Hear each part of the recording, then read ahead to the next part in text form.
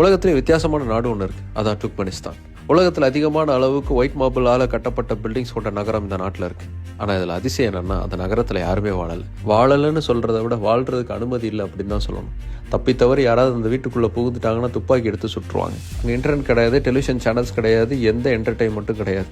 ஒரே என்டர்டெயின்மெண்ட், ஒரே ஒரு டிவி தான். அந்த டிவியில் முழுக்க ஒரே ஒருத்தரை பற்றி தான் பேசிக்கிட்டே இருப்பாங்க. அவர் யாருன்னா அந்த நாட்டுடைய பிரசிடென்ட்.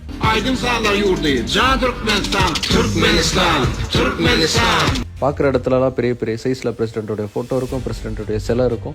இப்படி எங்கே பார்த்தாலும் பிரசிடென்ட் மயமாகவே அந்த நாடு இருக்கும். இப்படி கையில் கிடச்ச தேங்காய் மாதிரி ஒரு நாட்டையே உருட்டிக்கிட்டு இருக்காரு அந்த பிரசிடென்ட். அதுவும் தலைமுறையா அப்பா மகன் பேரன்னு ஒரே குடும்பம் தான் அந்த ஒட்டுமொத்த நாட்டையும் ஆட்சி செஞ்சுக்கிட்டு இருக்கு. பிரசிடென்ட் பதவியில் இவங்க இந்த நாட்டில் பண்ண காமெடியெல்லாம் பார்த்தீங்கன்னா வடிவேல தோத்துருவார். அந்த அளவுக்கு அல்டிமேட்டா இருக்கும். முத்தை திரு பக்தி திருநகை அத்திக்கிற சக்தி சரவண முத்துக்கூறு வித்துக்கூறு வர என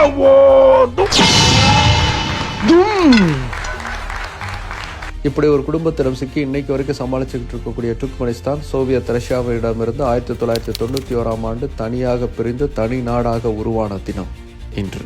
எப்படி இந்த துர்க்மெனிஸ்தான்கிற நாடு உருவாச்சு, எப்படி ஒரு குடும்பத்துக்கிட்ட சிக்கிச்சு, எப்படி தலைமுறை அவங்களே பிரசிடென்ட்டா இருக்காங்க, என்ன மாதிரியெல்லாம் காமெடி பண்ணியிருக்காங்கன்னு தெரிஞ்சுக்கணும்னா யூடியூப்ல போயிட்டு பிக் பேங் போகன் துர்க்மெனிஸ்தான் தேடுங்க, வீடியோ வரும், பாருங்க, கண்டிப்பா என்ஜாய் பண்ணுவீங்க.